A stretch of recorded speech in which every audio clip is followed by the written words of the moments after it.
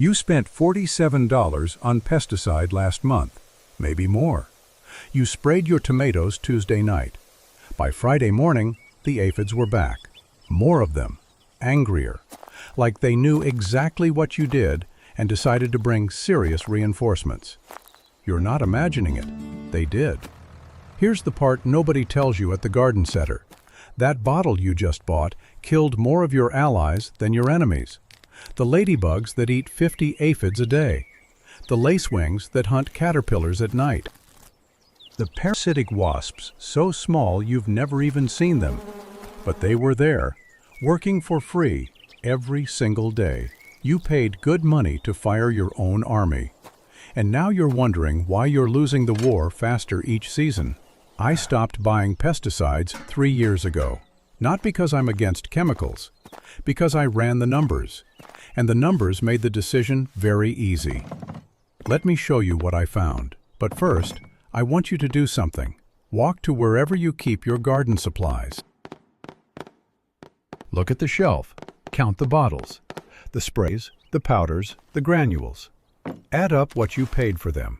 Not what you remember. Actually check. I did this in 2021. I found 11 different products.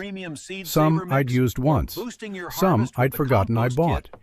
Total, $214 for that year alone. And I still had pest damage. That number made me angry enough to change everything.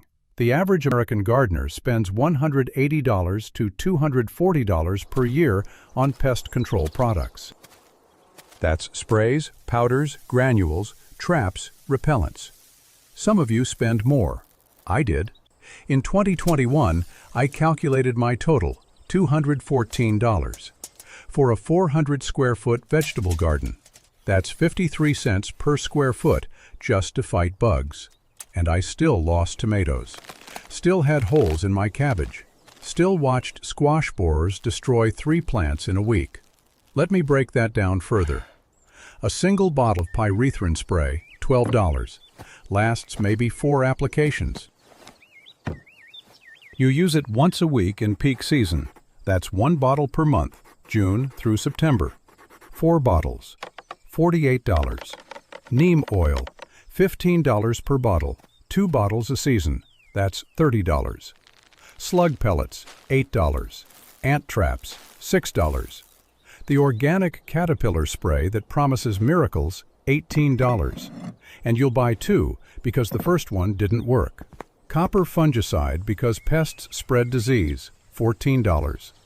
We're at $130, and I haven't even counted the specialty products. The stuff for specific bugs. The Japanese beetle traps. The squash vine borer traps. The aphid-specific soap. I kept receipts for 1 year. Not estimates, receipts. $214. And I lost a quarter of my harvest anyway. Here's what bothered me. The forest behind my property doesn't spray anything. 0 pest control budget. No one walks through it with a backpack sprayer. No one sets out traps. And yet, no epidemics. No aphid explosions. No caterpillar invasions that strip every leaf. The forest has pests, plenty of them, but it also has balance.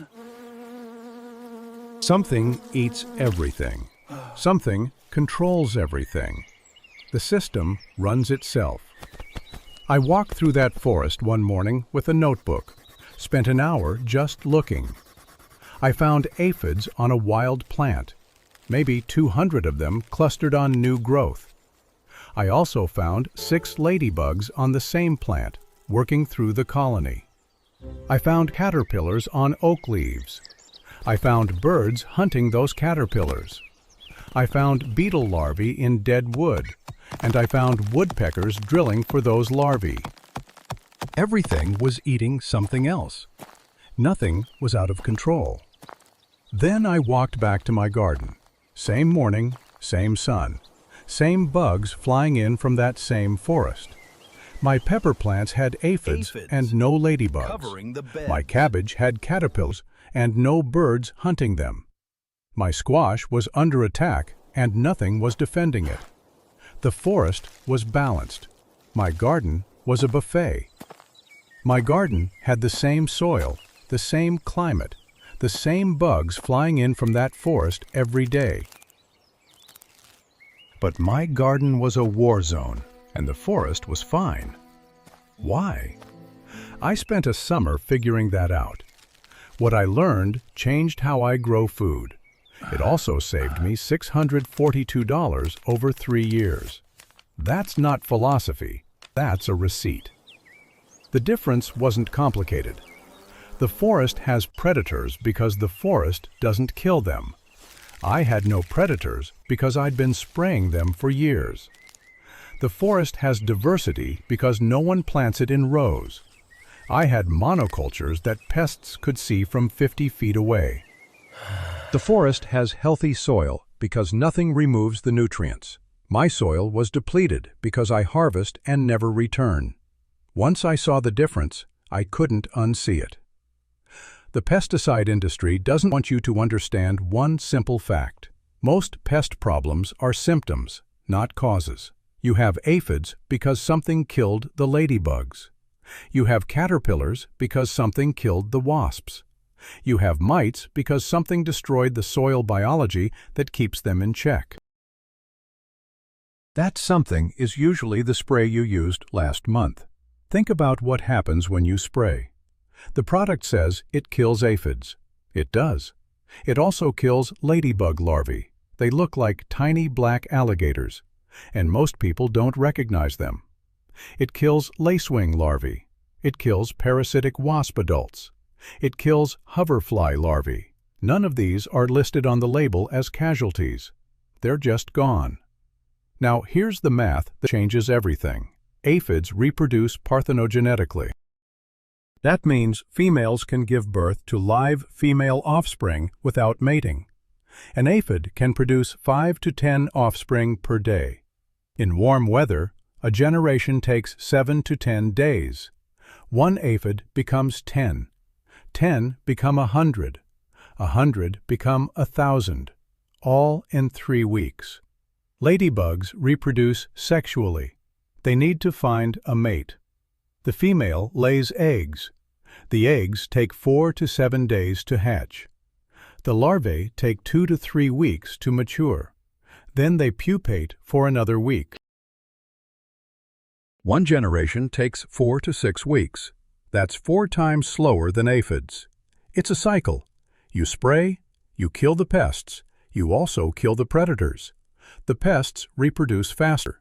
Aphids can produce 10 generations in a single summer. The predators reproduce slower.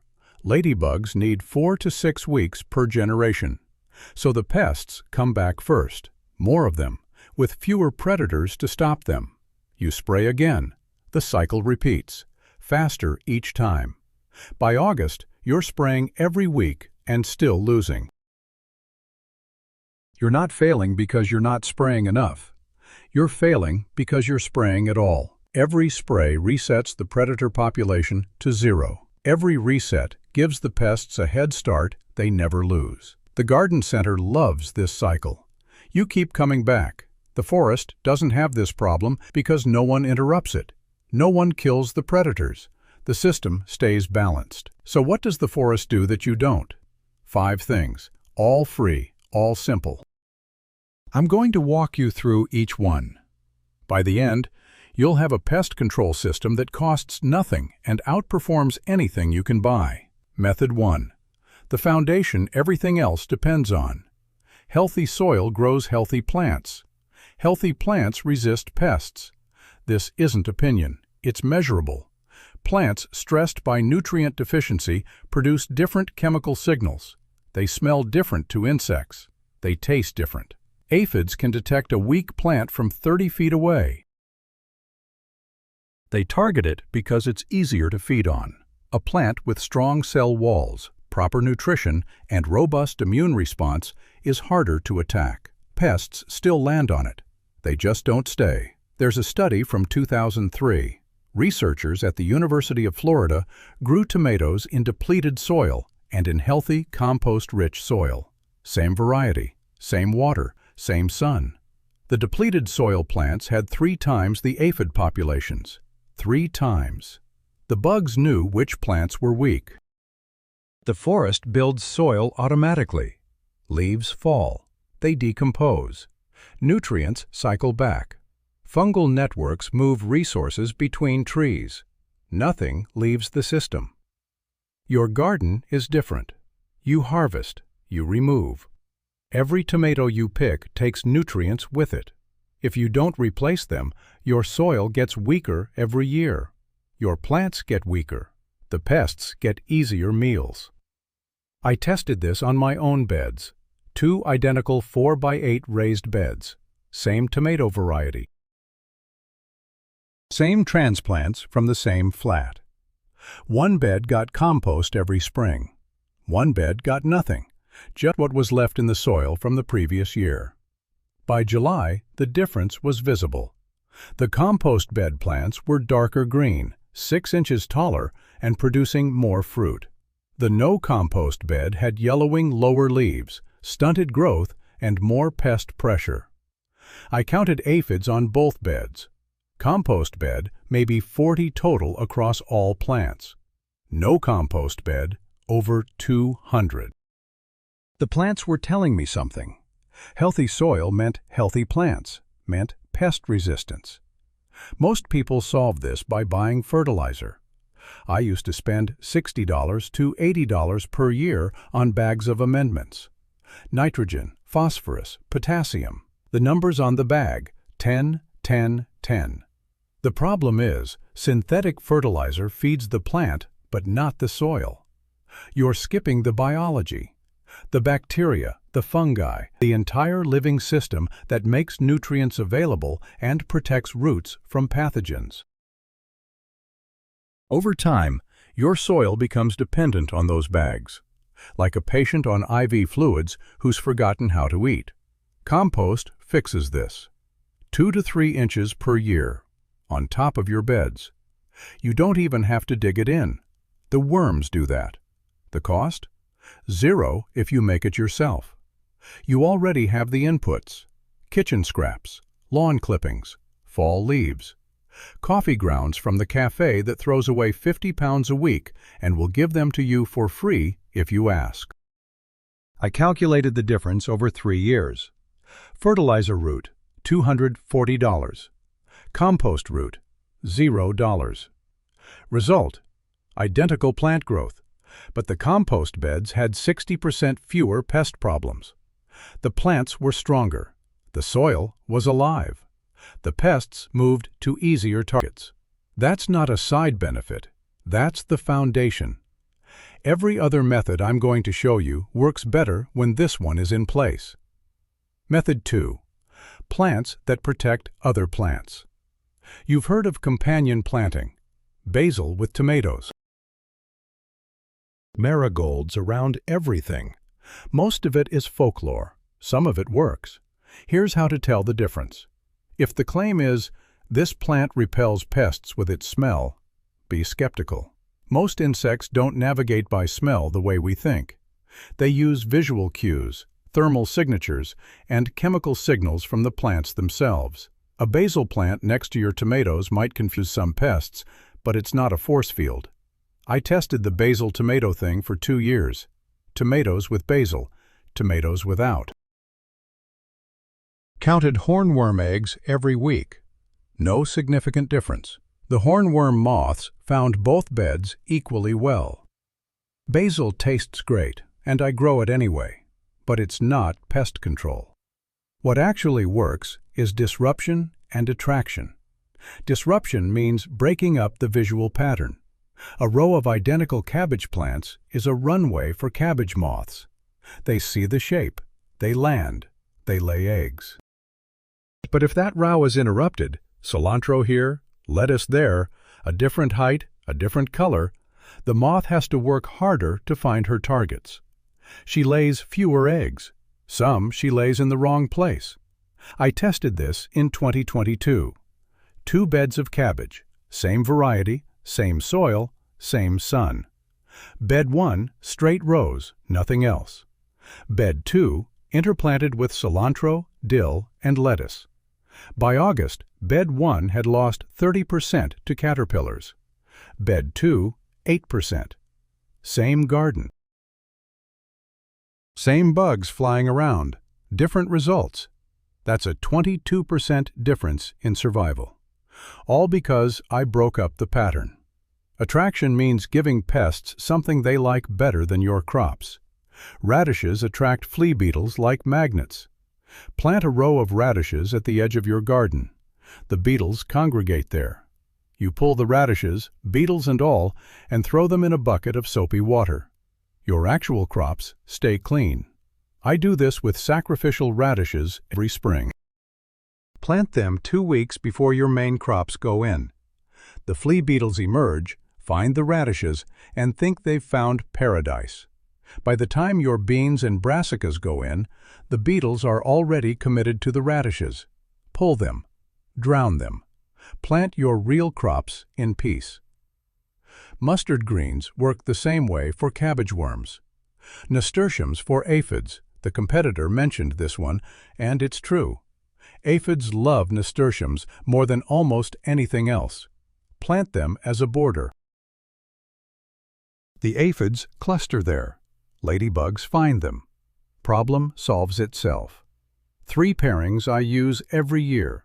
Oregano with squash. The thick growth shades the soil and confuses squash vine borers looking for a place to lay eggs. The borer moth searches for bare soil near squash stems. Oregano carpets the ground and hides the target. I went from losing 2 to 3 squash plants per year to losing 0. Tansy with beans. Tansy flowers attract parasitic wasps that hunt Mexican bean beetles. The wasps need nectar to survive. Give them nectar and they stay. They hunt. Your beans survive. Cilantro with lettuce. Cilantro flowers bring in hoverflies, whose larvae eat aphids by the dozens. One hoverfly larva consumes 400 aphids before it pupates. None of these cost anything if you save seeds. Most reseed themselves. Cilantro bolts in heat. Let it. The flowers are the point. Tansy is a perennial. Plant once, have it forever. Oregano spreads. One plant becomes 20 in 2 years. That's method 2. $0. Measurable results. You're not repelling pests, you're confusing them and trapping them. Method 3. Your free army. One ladybug eats 50 aphids per day. In her lifetime, she'll consume 5,000. A single lacewing larva, sometimes called an aphid lion, eats 200 aphids before it pupates. Parasitic wasps lay their eggs inside caterpillars. The caterpillar keeps eating for a few days, then stops, then dies. You've seen the white cocoons on tomato hornworms. Those are wasp pupae. The wasp won. Let me put this in dollar terms. You can buy aphid spray for $12 a bottle. One application covers maybe 500 square feet and kills aphids for 2 to 3 days before they're back. One ladybug, working for free, kills 50 aphids per day for months. One lacewing larva kills 200.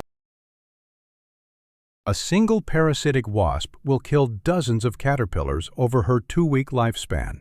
The math: one ladybug over 30 days equals 1,500 aphids dead. One bottle of spray over 30 days equals maybe 3 applications, maybe 3,000 aphids dead. But you've also killed the ladybug that was working for free. You've spent $12 to get results you could have gotten for $0. These insects are already in your area. They're in that forest I mentioned. They're in the weeds along the road. The question is whether they come to your garden. Most gardens repel them. No flowers, no shelter, too much disturbance. The predators fly past and look for somewhere better. I watched this happen in real time. In 2022, I set up 2 observation points. One in my vegetable garden, traditional rows, no flowers, bare soil between plants. One at the edge of my property where wildflowers had established. Same day, same hour. I counted predatory insects at each location. The wildflower area had 7 ladybugs, 3 lacewings, and more tiny wasps than I could count. The vegetable garden had 0. The predators existed. They just weren't interested in my garden. You fix this with one thing: a pollinator strip. A 3-foot-wide bed of flowering plants that bloom from spring to fall. Not ornamentals, functional flowers. Yarrow, sweet alyssum, fennel, dill when it bolts, coriander when it bolts. Let things go to flower. That's the food source for adult predators. Here's what most people miss. The larvae eat the pests, but the adults need nectar and pollen. If there's no nectar, the adults don't stay. If the adults don't stay, they don't lay eggs. If they don't lay eggs, you don't get larvae. The pollinator strip feeds the adults so they stick around and reproduce in your garden. I added a pollinator strip in 2023. 12 feet long, 3 feet wide. Seeds cost me $8. I planted sweet alyssum, yarrow, fennel, and coriander, all known to attract beneficial insects. By July, I was counting insects I'd never seen before. Tiny wasps, no bigger than gnats. Hoverflies everywhere. Their larvae are voracious aphid eaters. Soldier beetles that hunt caterpillars. The aphid population on my peppers dropped by 70% compared to the previous year. I didn't spray anything. I just gave the predators a reason to stay. Here's the alternative math. You can buy ladybugs online. A bag of 1,500 costs about $15. Most of them fly away within 48 hours. They were collected from another location, they don't recognize your garden as home, and they leave to find something familiar. You're paying for bugs that leave, or you can spend $8 once on flower seeds. And those flowers bring in predators every year. They also bring in pollinators, which means better fruit set on your tomatoes, squash, and peppers. It's not even close. Stop killing your army. Start feeding them. $8 once, and you never buy pest control again. Method 4. The 5-minute habit I skipped. Every morning before the heat, before the dew dries, walk your garden. Look at every plant. Turn over leaves. Check the base of stems. This takes 5 minutes for a small garden, maybe 10 for a larger one. You're looking for eggs, larvae, and the first adults of the season. I know this sounds basic, almost insultingly basic. But here's what I've learned. The difference between losing 20% of your harvest and losing 2% often comes down to whether you catch problems early.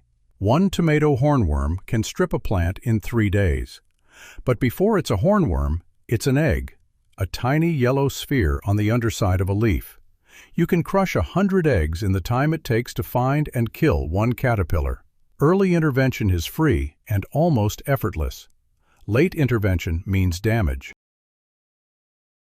Squash bugs are the same. The adults are hard to catch. They're fast, they hide, and they can fly. But the eggs are bronze-colored clusters on the underside of leaves, and they don't move. One morning check in June, when the eggs first appear, can prevent a full infestation in July. You scrape off the eggs with your fingernail. Takes seconds. But if you miss that window, you're dealing with dozens of nymphs, then adults, then bacterial wilt that kills your plants from the inside. The math: 5 minutes per day times 120 days of growing season equals 600 minutes equals 10 hours per year. That's the total time investment for this method. Compare that to the hours you'd spend dealing with established infestations, plus the money you'd spend on sprays, plus the harvest you'd lose anyway. I know this because I tested what happens when you stop. In 2022, I got busy in July. A project at work, family visiting, life. I missed the morning walk for 3 weeks, just 3 weeks. I came back to devastation. Squash bugs had established a colony, hundreds of nymphs, dozens of adults. Hornworms had defoliated 2 tomato plants. Cucumber beetles had moved in and spread bacterial wilt to 3 vines. I lost 40% of my summer production because I skipped a 5-minute habit. Those 3 weeks cost me more than any pest damage I've had before or since. More than the year I used pesticides. More than any other mistake I've made in the garden. The forest doesn't need this because the forest has redundancy. Something is always eating something. A hornworm might emerge, but birds are watching. Squash bugs might appear, but ground beetles hunt at night. Your garden is smaller, more concentrated, and less diverse. It needs you to be the early warning system. Just 5 minutes, coffee in hand, before you do anything else. I don't skip anymore, and my harvest has been consistent ever since. Method 5. Physical barriers that cost nothing. Some pests you can't spray away, can't plant away, and can't attract predators for. Cutworms are one. They live in the soil. They come out at night. They chew through the stem of your seedling at ground level. One morning, your transplant is lying flat, cut clean like someone took scissors to it. You never saw the worm. You can't find it during the day. It's underground, waiting for dark. I've lost more seedlings to cutworms than to any other pest. In 2020, I transplanted 24 tomato seedlings. By the end of the first week, 6 were lying flat. The cutworms had moved through the bed systematically, 1 plant per night. 6 plants at $3 each from the nursery, $18 gone in 6 days. Traditional wisdom says spray the soil, but cutworms are underground when you spray. You'd have to soak the entire bed, hope the product reaches them, and accept that you're also killing earthworms and other soil life. There's a better way. The solution was figured out generations ago. Cardboard collars. Cut a toilet paper roll in half, or cut a strip of cardboard 3 inches wide. Wrap it around the stem at transplant time. Push it an inch into the soil. The cutworm can't get to the stem. It circles the collar, finds no entry point, and moves on. It's that simple. I use this for every transplant now. Tomatoes, peppers, squash, eggplant, cabbage. It takes 30 seconds per plant. Materials: cardboard, you were throwing away anyway. Cost: 0. Effectiveness: I haven't lost a seedling to cutworms since 2021. Let me be specific about how to do this. The collar needs to extend 1 inch below the soil surface. That's where the cutworm feeds. It needs to extend at least 2 inches above the soil surface. That keeps the worm from climbing over. A toilet paper tube cut in half is perfect. Press it into the soil so it's stable. The cardboard breaks down over the season as the stem thickens, so you don't need to remove it. Mulch works as a physical barrier too. A thick layer, 4 to 6 inches, suppresses the soil-dwelling pests that overwinter in bare dirt. Slugs hide in bare soil during the day. Bury it under 6 inches of straw, and they have nowhere to go. Some pest eggs are laid in soil. Thick mulch prevents adults from reaching the soil to lay them. Mulch also keeps soil temperature stable and holds moisture, which means healthier plants, which means pest resistance. We're back to method 1. Everything connects. I calculate my mulch cost at 0 because I use leaves from fall cleanup, straw from a farmer who gives away spoiled bales, and grass clippings from neighbors who bag them anyway. If you had to buy straw, a bale costs $8 and covers about 50 square feet at 6 inches deep. For a 400 square foot garden, that's 8 bales, $64 once. After the first year, much of it decomposes and becomes compost, so you're adding less each subsequent year. By year 3, I was adding 1 or 2 bales just to top up thin spots. Then there's diatomaceous earth. This one isn't free, but it's close. A 4-pound bag costs $4 to $6 and lasts 2 seasons. It's fossilized algae, ground into a fine powder. feels like flour to you. To an insect, it's ground glass. It cuts through their exoskeleton. They dehydrate and die. It works on ants, fleas, beetles, slugs, earwigs, aphids, over 100 species. It doesn't work when wet, so you apply it in dry weather. Dust it on the soil surface around your plants. After rain, you reapply.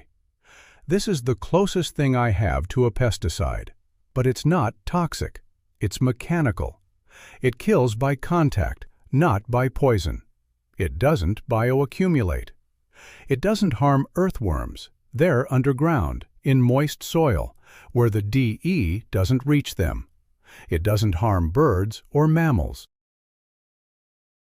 And it doesn't kill your predator insects unless they crawl through it, which most don't, because they're on the plants, not the soil.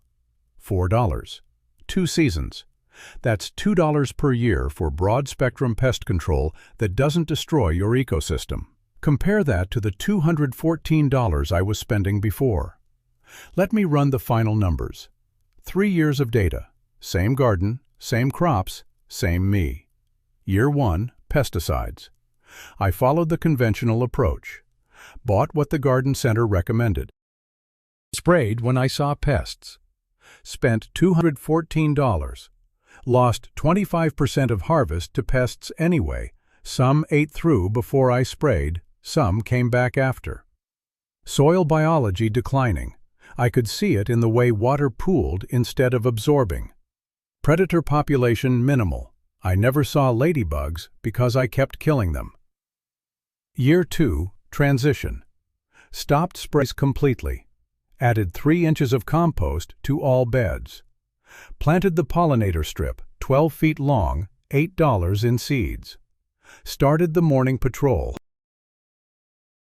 Installed cardboard collars on all transplants. Cost for the year, $8. But here's the hard truth. I lost 30% of harvest, worse than year 1. The predators hadn't arrived yet. The system was rebalancing. The pests were still coming, but the controls weren't established. This is where most people quit. They see worse results in year 2 and go back to spraying. I almost did. What stopped me was the forest. The forest was still balanced. The forest didn't spray. If the forest could do it, so could my garden. I just needed to let the system stabilize. Year 3, full system. Compost established. Pollinator strip in its 2nd year. Fuller. More flowers. More insects. Interplanting throughout. Morning patrol every single day. Physical barriers on everything. Diatomaceous earth around susceptible plants. Cost $6. 1 bag of DE, nothing else. Lost 8% of harvest.